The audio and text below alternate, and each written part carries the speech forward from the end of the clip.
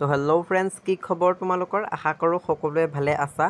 তো আজি মই তোমালোকৰ বাবে ক্লাছ 12ৰ ছাত্ৰ ছাত্ৰীসকলৰ বাবে পলিটিকেল ছায়েন্সৰ চেপ্টাৰ 1 বিশ্ব ৰাজনীতিত শীতল যুদ্ধৰ যুগ এই লেচনটোৰ 1 মাৰ্কৰ কেইটামান মষ্ট ইম্পৰ্টেণ্ট কুৱেশ্যন আনচাৰ লৈ আহিছোঁ। গতিকে তোমালোকে ভিডিঅ'টো স্কিপ নকৰাকৈ 10 মিনিটৰ বাবে আৰম্ভণিৰ পৰা শেষলৈকে চাই যোৱা। আজিৰ ভিডিঅ'টো চালে তোমালোকে জানিব পাৰিবা যে তোমালোকৰ পৰীক্ষাত কেনেধৰণৰ প্ৰশ্ন আহে। গতিকে ভিডিঅ'টো আৰম্ভণিৰ পৰা শেষলৈকে চাই যোৱা। আজিৰ ভিডিঅ'টোত মই 1 মাৰ্কৰ 20টা কুৱেশ্যন আলোচনা কৰিম। গতিকে তোমালোকে নোট কৰি ল'বা। আজিৰ ভিডিঅ'টোৰ প্ৰথম প্ৰশ্নটো হ'ল 1 নম্বৰ, NIEO সম্পূৰ্ণ নামটো কি? তো এনেকুৱা ধৰণৰ সম্পূৰ্ণ নাম লিখা অৰ্থাৎ ফুল মিনিং লিখা তোমালোকৰ পৰীক্ষাত আহে। গতিকে ইয়াৰ উত্তৰটো হ'ল নিউ ইণ্টাৰনেশ্যনেল ইকনমিক অৰ্ডাৰ। তো এই প্ৰশ্নটো মষ্ট ইম্পৰ্টেণ্ট হয়, প্ৰিভিয়াছ ইয়েৰত এই প্ৰশ্নটো আহিছে। গতিকে তোমালোকে চাই থ'বা, এই প্ৰশ্নটো পৰীক্ষাত আহিব পাৰে। 2 নম্বৰ প্ৰশ্নটো হ'ল দ্বিতীয় বিশ্বযুদ্ধ কেতিয়া হৈছিলে? আমি জানো যে প্ৰথম বিশ্বযুদ্ধ হৈছিলে 1914 চনত আৰু দ্বিতীয় বিশ্বযুদ্ধ হৈছিলে 1939 চনত। তো এই প্ৰশ্নটো পৰীক্ষাত আহে, তোমালোকে চাই থ'বা। 3 নম্বৰ প্ৰশ্নটো আছে শীতল যুদ্ধ কেতিয়া হৈছিল? আমি সকলোৱে জানো যে শীতল যুদ্ধ 1945 চনত হৈছিল। যিহেতু লেচনটোৰ নামে হৈছে শীতল যুদ্ধ, গতিকে আমি শীতল যুদ্ধ কি, শীতল যুদ্ধ কেতিয়া হৈছিল সেই কথাটো আমি জানিব লাগিব। তাৰপিছত 4 নম্বৰ প্ৰশ্নটো আছে শীতল যুদ্ধ কেতিয়া অন্ত পৰিছিল? অৰ্থাৎ শীতল যুদ্ধ কেতিয়া শেষ হৈছিল বা সমাপ্তি কেতিয়া হৈছিল? তো ইয়াৰ উত্তৰটো হৈছে 1991 চনত, অৰ্থাৎ 1991 চনত 25 ডিচেম্বৰত শীতল যুদ্ধ সমাপ্ত হৈছিল। এই প্ৰশ্নটো পৰীক্ষাত আহে, গতিকে তোমালোকে চাই থ'বা। 5 নম্বৰ প্ৰশ্নটো আছে গোষ্ঠী নিৰপেক্ষ নীতি কি? তো ইয়াৰ উত্তৰটো হ'ল গোষ্ঠী নিৰপেক্ষ নীতি দেশসমূহে পালন কৰা নীতিটোক গোষ্ঠী নিৰপেক্ষ নীতি বোলে। 6 নম্বৰ প্ৰশ্নটো আছে গোষ্ঠী নিৰপেক্ষ আন্দোলনৰ প্ৰথমখন সন্মিলন ক'ত অনুষ্ঠিত হৈছিল? তো ইয়াৰ উত্তৰটো হৈছে বেলগ্ৰেডত অনুষ্ঠিত হৈছিল। তো এই প্ৰশ্নটো প্ৰিভিয়াছ ইয়েৰত আহিছে, গতিকে আহিব পাৰে। গতিকে তোমালোকে এই প্ৰশ্নটো চাই থ'বা। 7 নম্বৰ প্ৰশ্নটো আছে ছোভিয়েট ইউনিয়ন কোনে কেতিয়া আৰম্ভ কৰিছিল? আমি সকলোৱে জানিব লাগিব এই আনচাৰটো যে ছোভিয়েট ইউনিয়ন 1885 চনত হৈছিলে আৰু ইয়াৰ কোনে নামাকৰণ কৰিছিলে?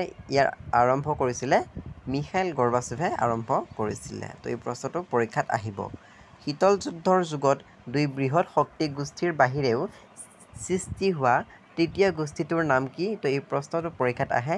ইয়াৰ উত্তৰটো হ'ল গোষ্ঠী নিৰপেক্ষ আন্দোলন।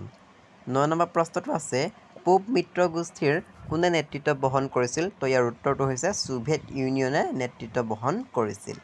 10 নম্বৰ প্ৰশ্নটো আছে পশ্চিমীয়া মিত্ৰগোষ্ঠী কোনে নেতৃত্ব বহন কৰিছিল?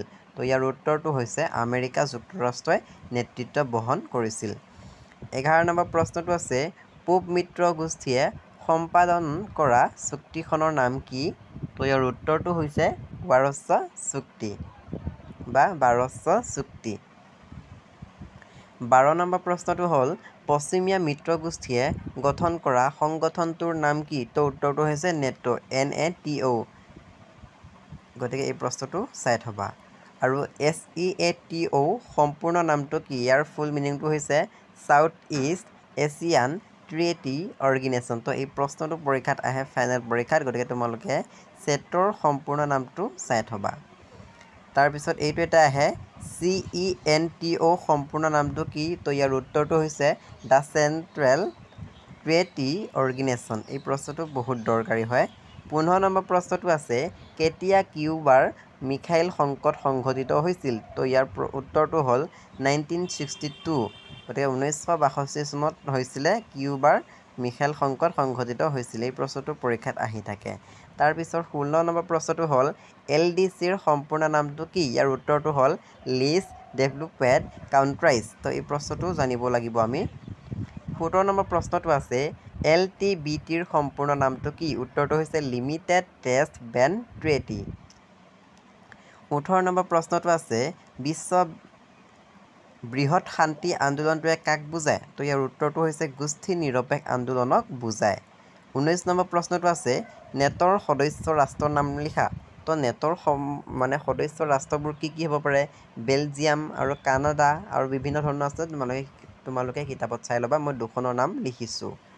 তাৰপিছত 20 নম্বৰ প্ৰশ্নটো আছে প্ৰথম গোষ্ঠী নিৰপেক্ষ আন্দোলন কেতিয়া হৈছিল তো প্ৰথম গোষ্ঠী নিৰপেক্ষ আন্দোলন হৈছিলে 1961 চনত অৰ্থাৎ 1961 চনত প্ৰথম গোষ্ঠী নিৰপেক্ষ আন্দোলন হৈছিল গতিকে এইকেইটা প্ৰশ্ন পৰীক্ষাত আহি থাকে গতিকে তোমালোকে এই প্ৰশ্নকেইটা তোমালোকে চাই থবা গতিকে আজি মই তোমালোকৰ বাবে পলিটিকেল সায়েন্সৰ চেপ্টাৰ 1 বিশ্ব ৰাজনীতিত শীতল যুদ্ধৰ যুগ এই লেসনটোৰ 1 মাৰ্কৰ যিকেইটা মষ্ট ইম্পৰ্টেণ্ট কমন কুৱেশ্যন পৰীক্ষাত আহিব পাৰে সেইকেইটা মই ডিছকাছ কৰিলোঁ তোমালোকে 1 মাৰ্কৰ বেলেগ কুৱেশ্যন চাব নালাগে এই লেসনটোৰ পৰা এইকেইটা লেসনৰ মানে এইকেইটা কুৱেশ্যন আনচাৰ তোমালোকে 1 মাৰ্কৰ বাবে চালে হৈ যাব বেলেগ চাব নালাগে তাৰপিছত ইয়াৰ পৰৱৰ্তী ভিডিঅ'ত মই তোমালোকৰ বাবে 2 নম্বৰ আৰু 3 নম্বৰ আৰু 4 নম্বৰ বা 5 নম্বৰ যিকেইটা কমন কুৱেশ্যন আনচাৰ আছে বা পৰীক্ষাত আহিব পাৰে 2025 বৰ্ষত তাৰ ওপৰত মই এটা ভিডিঅ' প্ৰস্তুত কৰি দিম গতিকে তোমালোকে সেই ভিডিঅ'টো চাবা আজি মই তোমালোকৰ বাবে 1 মাৰ্কৰ যিকেইটা মষ্ট ইম্পৰ্টেণ্ট হয় এইকেইটা দি দিলোঁ তোমালোকে এইকেইটা প্ৰশ্ন উত্তৰ চালে হৈ যাব 1 মাৰ্কৰ বাবে বাকী মই তোমালোকক পিছৰ পৰ্যায়ত মই বেলেগ এটা